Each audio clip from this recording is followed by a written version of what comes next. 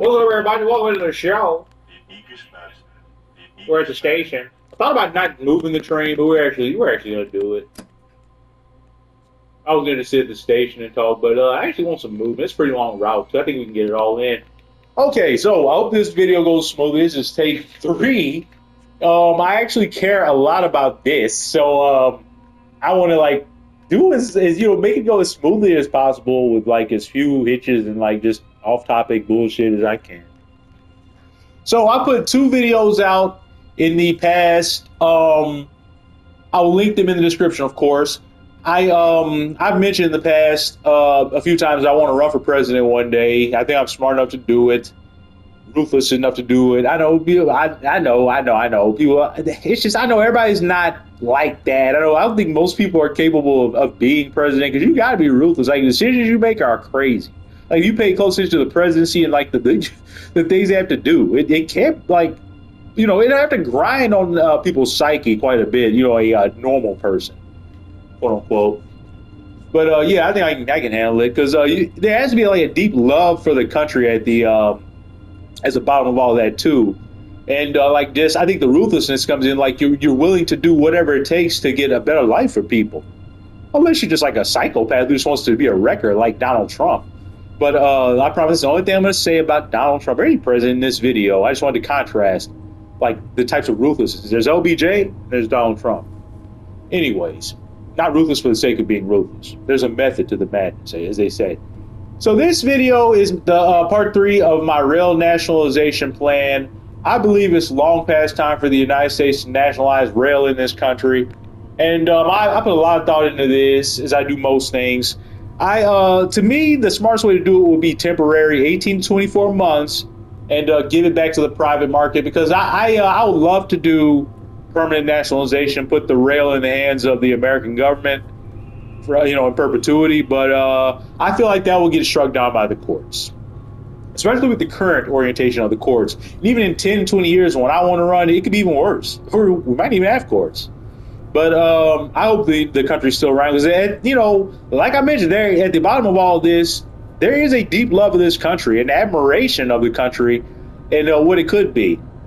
They talk about make America great again. I want to make America great.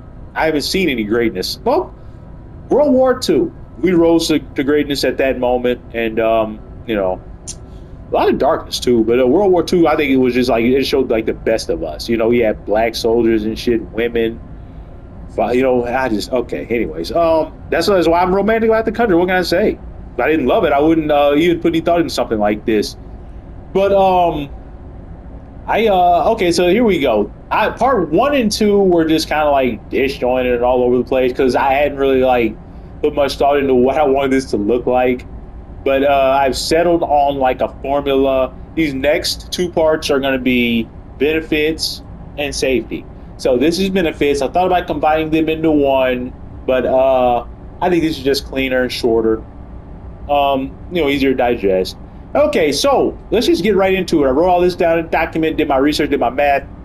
I want a government subsidy, taxpayer money, to cover 100% of injuries incurred at work by these rail workers. And actually, here's a change I'm going to put on the fly. I want a half and half plan. Half taxpayer, half company paying this shit.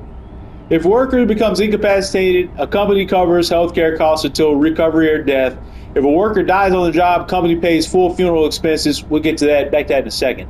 And a base payout, a sum to be decided at a later date. I understand, if you die on the job, you won't get your full pension, of course. But there should be a base sum of money that goes to the family, the survivor, survivor's benefit.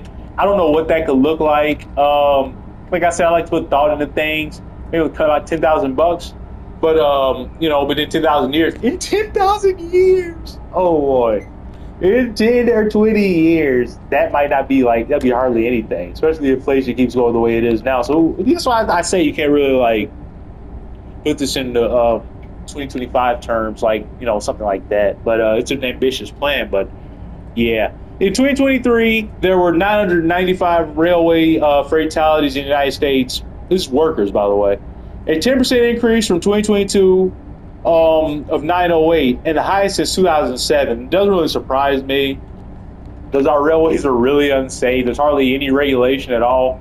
Like, believe it or not, I'm speeding and shit. It's hard to talk and drive a damn train, but we have like no regulation on car length. Like you could have like a 10-mile long train, nobody would stop you. Which, oh, that reminds me, this is part 5 is gonna be about regulations, but I can't wait to do that one. I don't government regulations. I have a dirty connotation.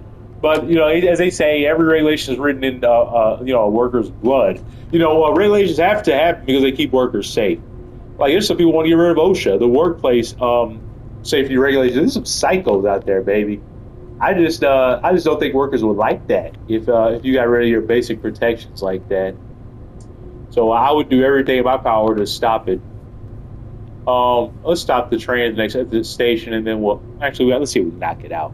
All right, but anyways, I did the math, and to cover those deaths and funeral expenses, $8,300 per funeral is what the average is in the United States. What a funeral costs, that would be $8,258,500. So that's just pennies basically.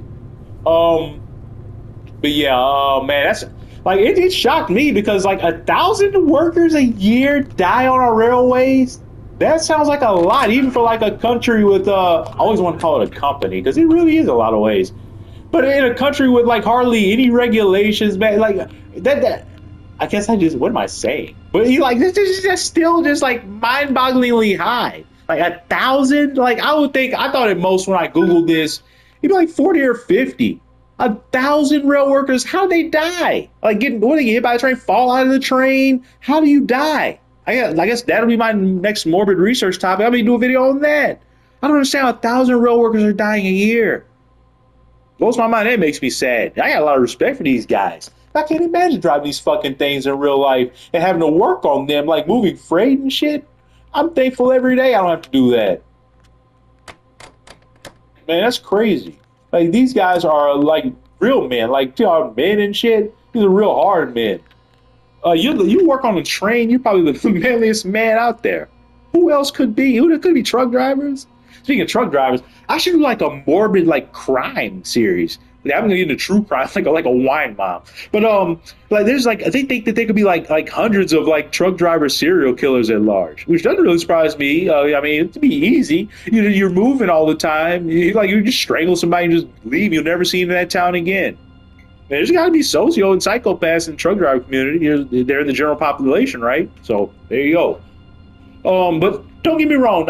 Most truck drivers are fine, upstanding, normal people. Hardworking, too. Obviously. All right, next part is paid sick leave. So I want to do 6 weeks of paid sick leave. I looked all around the world, and it seems like that is the, the 6 to 8 seems like what most like civilized countries have landed on. And that's a good number to me. 6 to 8 weeks of paid sick leave. I mean, how often do people get sick? Americans probably get sick more often than most people, so maybe we'll just say 8. Let's just do the high end. 8 weeks of paid sick leave. And you may be asking, how much of your check will that cover, Kush?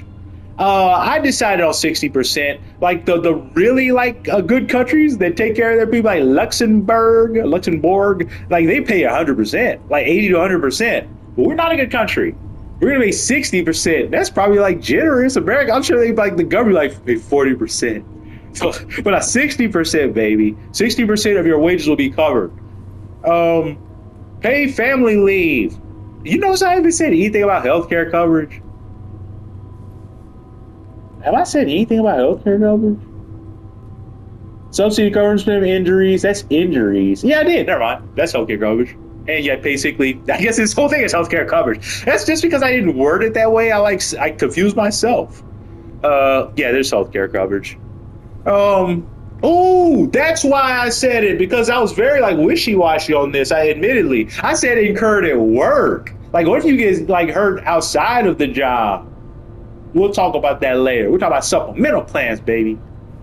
That's where we bring the private market in. That's where we get things out. Paid family leave, 41.3 weeks. And you may wonder, Kush, how'd you come up with that figure? That was the average taken of the top 10 countries with the longest durations of paid family leave in the world. I think 41.3 weeks is very fair. And I want to do paternal and maternal leave. I'm not a sexist. Need the paternal and maternal. Men need paternity leave as well. All right, guys, that's it. Let's see. 10 minutes is good. I think that's digestible. I'm not gonna like artificially lengthen this. Like get to the next station. I don't care. We're just gonna end it here. While the getting's good. I try my best to keep it on topic, on track. And all right, guys. See you in part 4, which will cover safety, then regulations. See ya.